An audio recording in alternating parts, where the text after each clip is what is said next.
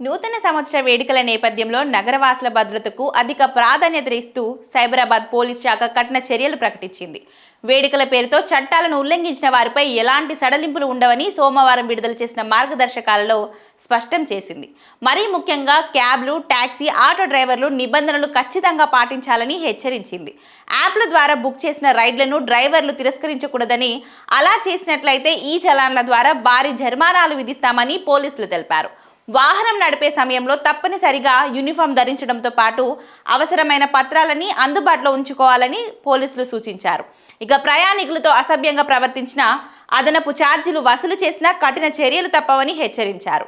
నిబంధనలు ఉల్లంఘించిన డ్రైవర్లపై వాహనం నంబర్, సమయం, ప్రదేశం వివరాలతో 9490617346 నంబర్కు వాట్సాప్ ద్వారా ఫిర్యాదు చేయాలని కోరారు.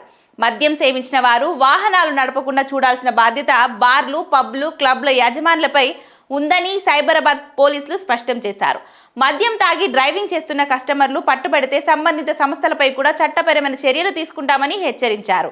ఇక డిసెంబర్ 31 సాయంత్రం 8 గంటల నుంచే సైబరాబాద్ పరిధి అంతటా డ్రంక్ అండ్ డ్రైవ్లు తనిఖీలు విస్తృతంగా చేపట్టనున్నారు. రాంగ్ సైడ్ డ్రైవింగ్, అతివేగం, సిగ్నల్ జంపింగ్, హెల్మెట్ లేకుండా ప్రయాణించడం వంటి ఉల్లంఘనలను గుర్తించేందుకు ప్రధాన రహదారులపై ప్రత్యేక సీసీ కెమెరాలను ఏర్పాటు చేశారు.